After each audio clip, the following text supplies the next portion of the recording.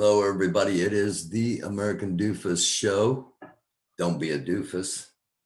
I'm your host, Barry Welsh. The big news out of Louisville to start things off, a judge in Kentucky has ruled on the Breonna Taylor case. All of the grand jury records in the Breonna Taylor case will be open to the public. So the Attorney General, Daniel Cameron, had been trying to keep the documents sealed. Some of the tapes have come out, the audio, but the actual presentations and everything have not come out. And now we'll do, and now it will happen. And time will tell if there is any more information in there, if it may possibly aid the federal case, which is still open. And also King Kendrick Wilson was on the program, and he was on the Breonna Taylor legal team. He's not an attorney, but he did work the case with the Breonna Taylor legal team. And go back and check that episode out to see some of the information he was sharing. It's 2 weeks until Election Day, and it's 2 weeks from today. Vote early, if at all possible. Vote by mail, if possible. And I'm just going to say, if you're unfamiliar with voting, if you're uninformed, if there's an I beside their name, the letter I, it means incumbent. It means they hold the office right now. Vote them out, no matter who it is, unless you know them really well and you know they're very good. If it's an incumbent, vote them out. Vote them out. Chances are they've been there too long. It's a real easy thing to remember. I want to touch just briefly on the masks, the metamorphosis masks from the conspiracy theory episode. And that's what it is. It's a conspiracy theory. It's not a plan. It's not a call to action. I put it out as late as I did, and once I found out that the masks had been sold out.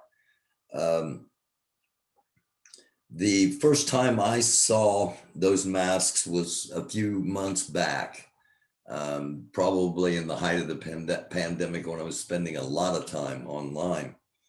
And I can't find that first video that I saw, but it was of a white person, basically videotaping themselves getting dressed up and saying they were, they could do anything they wanted and no one would ever know who they were.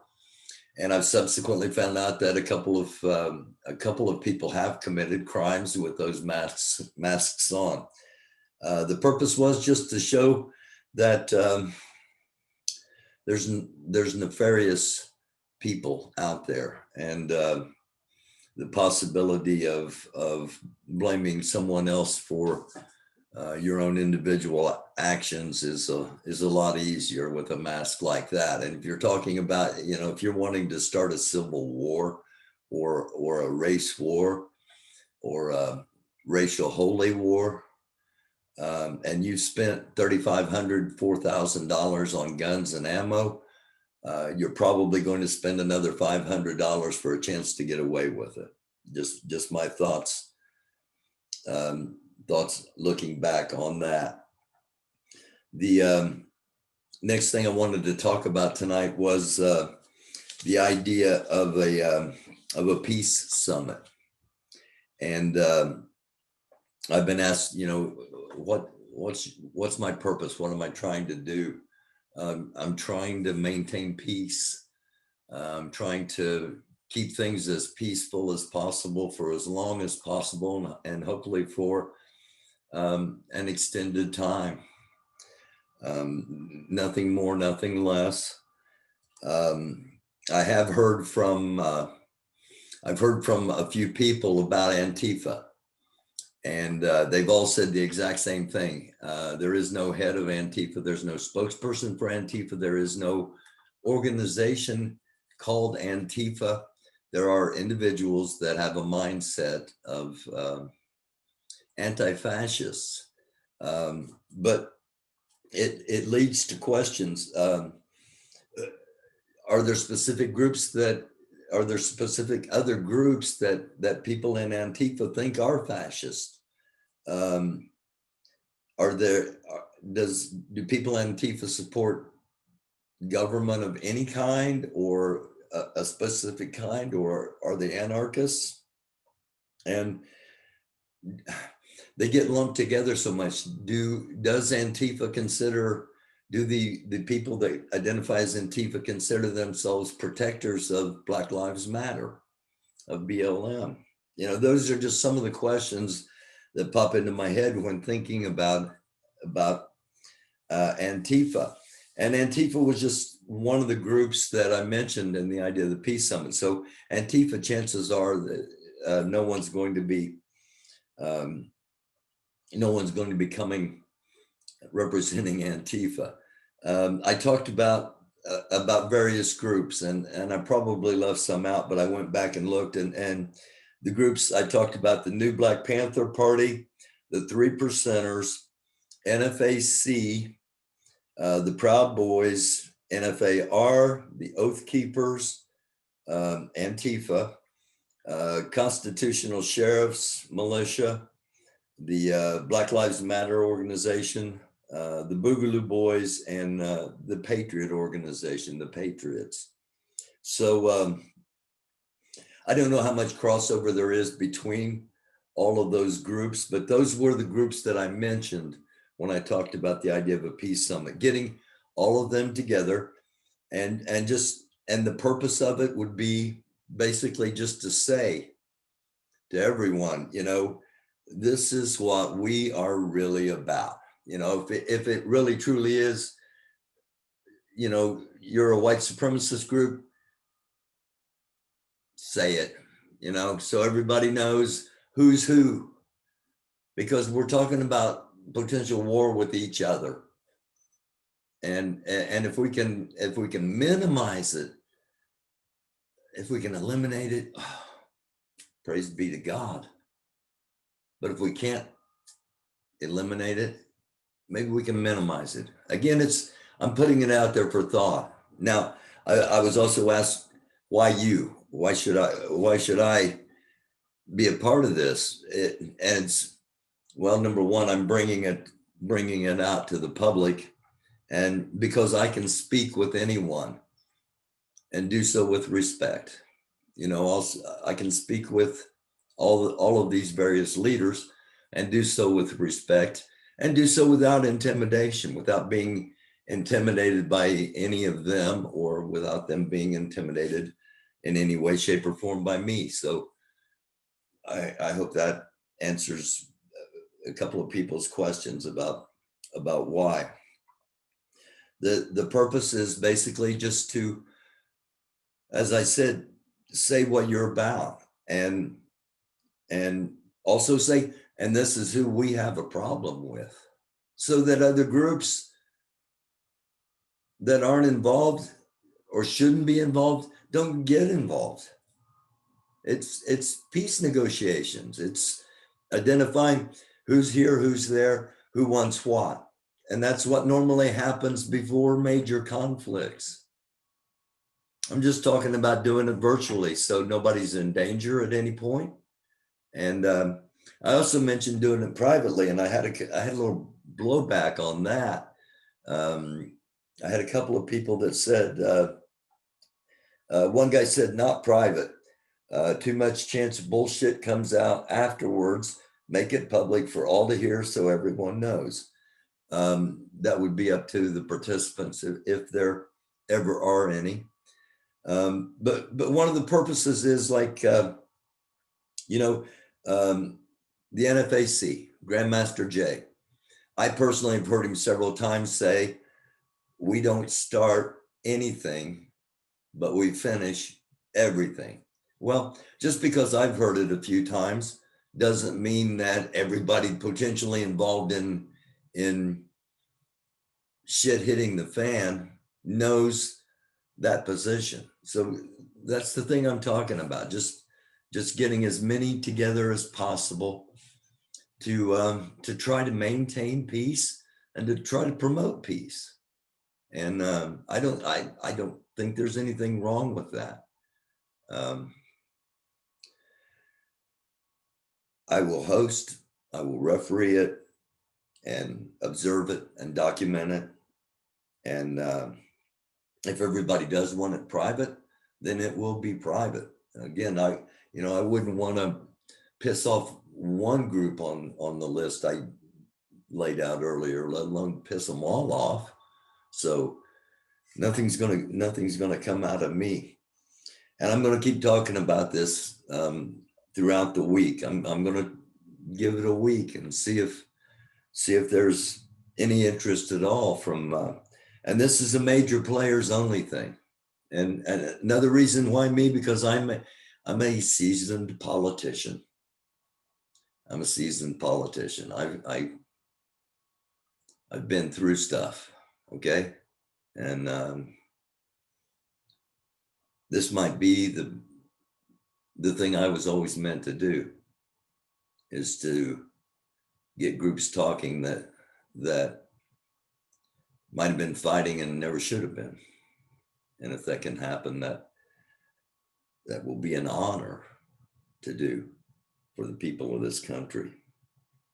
The last thing I wanted to talk about, first of all, coming up, before I forget, coming up, I'm going to have Chris back on the program sometime coming up this week, our former Department of Defense contractor that runs a security company, private security company providing private security. So he did, I believe, two tours in Afghanistan, working to try to set up militias to protect various villages and different kinds of things. And he's got a very unique perspective. And Chris is going to come back on, and we're going to talk about all of this, talk about the upcoming elections, talk about my conspiracy theory, just basically a state of affairs. So look forward to that. And the last thing I wanted to talk about was also, I got to do the preview thing. And what's the, targets. We're going to I'm either going to have Chris on tomorrow or Thursday, and whichever day I don't have Chris on is going to be the episode on targets.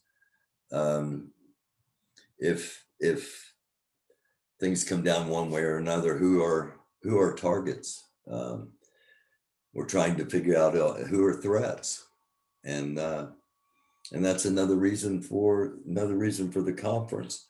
Last thing I want to touch on is I was notified by one of my favorite viewers that there's a YouTube I needed to see, and I haven't been feeling well for a couple of days, and I want to thank those of you that reached out and asked about me. I'm doing better. I'm not 100% yet, but I'm a lot better than I was Sunday, and a whole lot better than I was yesterday. And again, I thank all of you for your concern and your well wishes. But viewers sent me a YouTube, and it was I would have missed it otherwise because of not feeling well. And it had it was about Grandmaster Jay, that he was opening up restrictions on membership to the NFAC. And I've been documenting the NFAC from the start, so I wanted to end this particular episode talking about that. The first thing that came to my mind was, of course, numbers, and the NFAC numbers must be down. That's why he's doing this, or which means people have quit, or the numbers weren't as good as he had insinuated they were. That's the first thing that went through my mind. Second thing that went through my mind was, by doing this, he's going to get some blowback from other from other blacks who are detractors, who see this as a way of watering down his message or something like that. The third thing I thought personally was that this is a smart move on Grandmaster Jay's part. Most of the, and for those that don't know, the restrictions basically being that biracial are now going to be allowed into the NFAC. And then, like I said, there's going to be those that will go, oh my gosh, it's not a black Malaysia anymore. I think it's a smart move personally, because in all honesty, most of the biracial people that I know or have known, they identify themselves as black. And I'm not, I'm not an expert. I don't know all of their personal feelings to say so, but I imagine the majority of them, for the majority of them, the police and authorities also recognize them as black. So I personally think it's a smart move. Now, politically, strategically, I've said all along what I thought Grandmaster Jay's trying to do. If the goal is to get land of their own, he's going about it in the right way by displaying power without displaying violence. Could this be a signal that the long-term goal of land might have to be on hold, as the very real threat of armed hostilities necessitate increasing numbers as rapidly as possible? I don't know. It's a distinct possibility. It just kind of feels like the closer we get to the election, things are speeding up, and maybe it's because we had Mike Seliker on here, and did an episode on potential triggers for a civil war, if you will, a war between various factions of our nation, and all of Mike's based around elections and based around historical references to support those. I've got a little bit of a historical reference to support my wild conspiracy theory, and I'll talk about that tomorrow night. But we're 2 weeks from the election, and I think having a summit of potential warriors is a necessity to try to keep peace. It may not be. It may be just a doofus idea. I've had them before, but this time I really think everybody should talk at least one time before they start shooting at each other. And I hope you viewers help me get that message out there. Hope you will send this to all of the powers that be in major organizations that should be participating.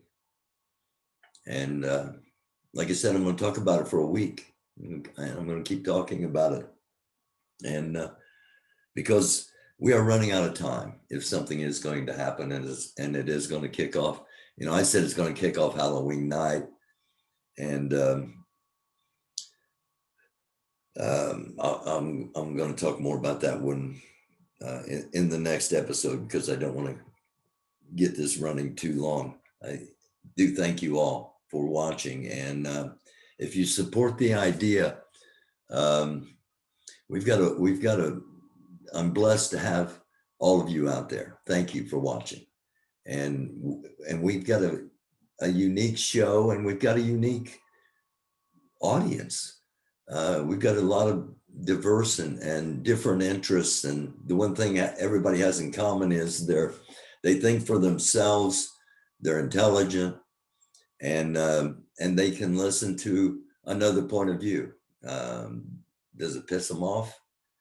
Yeah, sometimes, but that's okay. I mean, that's not the intent, but that's what free thinking's about. And I need you all to pass this along to various leaders of different organizations. If you know somebody in the 3%ers, tell them about this video and have them send it to their main man or woman. And same thing if you're an NFAC member, get this to Grandmaster Jay. NFAR, Delta Django, hope you're well, and hope you're seeing this. I need you to help make this happen. And if you believe that it's something that should happen, then pass it along to at least one person that might pass it along to the right person. But we just need the spokespeople of these groups. And 1 hour, everybody just says what they're about. And if they have a problem with somebody, and get everything out in the open and do it for real, not for selling t-shirts, or not for, you know, we want to do something historic here peacefully and for peace. And that's the whole purpose. And this is the American Doofus Show. Don't be a doofus. I'm your host, Barry Welsh. Please be good to each other. Don't take love for granted if you have it, because it can disappear just as quickly as it comes. And if you don't love somebody, find somebody to love. It's a dark world. Try to be a light. Until next time, it's the American Doofus Show. Don't be a doofus. I'm Barry Welsh. I love you all.